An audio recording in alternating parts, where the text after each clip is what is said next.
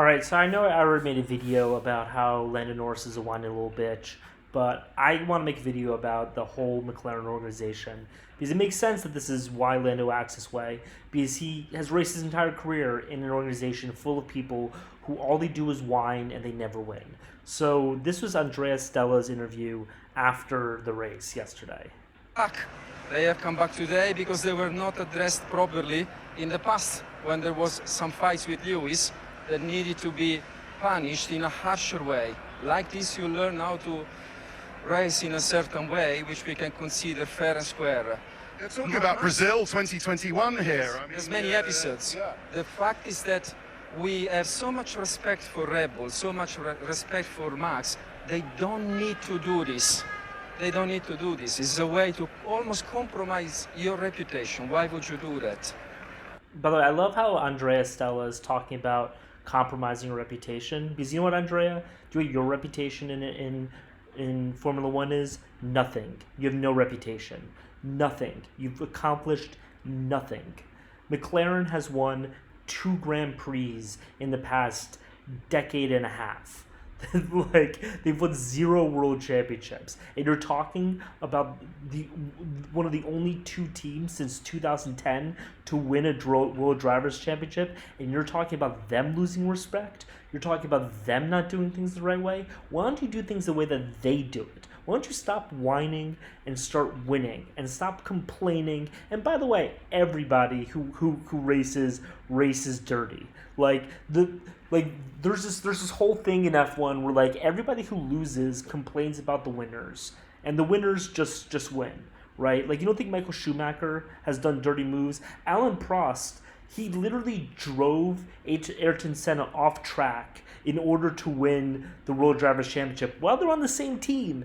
And then when Ayrton Senna went through the escape route and managed to win the race anyway, Alan Prost then complained about that. I'm not saying that he was right. I actually think that Alan Prost is a piece of shit. But the point is, like, this is something that everybody in F1 does. And the fact, and people always have their knives out for the person who's in charge. And you look, there's a little bit of gamesmanship that I think is completely legitimate. I mean, Christian Horner constantly, made complaints about Mercedes during their dominance, but he complained to the stewards. He didn't do this whole thing that McLaren just keeps on doing where they just keep on crying. Like, you remember back, what was this, 2 years ago, 2022, where where Zach Brown wrote that public letter, right?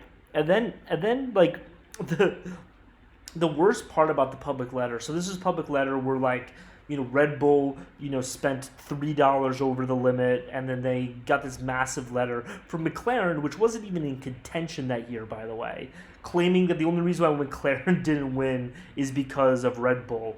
Dude, the reason why you didn't win is because your team sucked that year. And so Zach Brown wrote this public letter about how, like, cheaters shouldn't be rewarded, right? And then when Christian Horner pushed back on him, he said this. He said, "My letter set out that if a team spends more than the cap, then they're going to get an advantage. We're not taking a view over whether they did it or not. My letter was, if someone has, then here are things that you think should be addressed." Right? So not only are these guys, like, constantly complaining, constantly crying, constantly just, like, whining, when they get the littlest bit of pushback, when this guy writes a public letter accusing Christian Horner of cheating, when Christian Horner just pushes back on him a little bit, Zach Brown's like, "Well, I never said you cheated. I just said that if someone should cheat." Seriously, bro? Seriously? My God, you're so annoying. And then also, like, remember, like, Zach Brown also called on, like, the Ferrari to release engine details back in 2020. Like, there's a whole list of, like, McLaren just doing this type of thing that's just so frustrating. And then also, like, by the way, like, let's look at, like, McLaren. Look, like, the thing that makes this even more frustrating, I think, is that just look at McLaren's win percentage, right?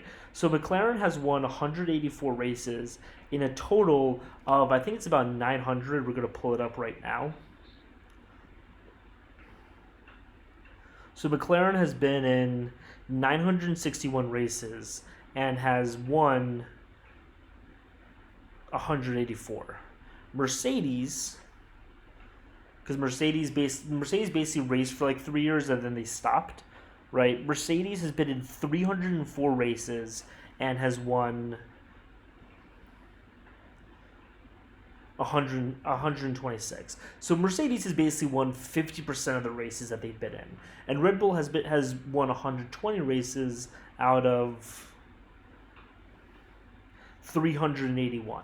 So Red Bull has won about a third, and Mercedes has won about half, while McLaren has won about like 20%, right? So like you're winning about half as many races as Red Bull, and you're winning about a third as many races as Mercedes. Like, you guys are just a bunch of failures. You're mad. You're complaining because you're mad. And, this is why I think McLaren is the least likable team on the grid. It's just because,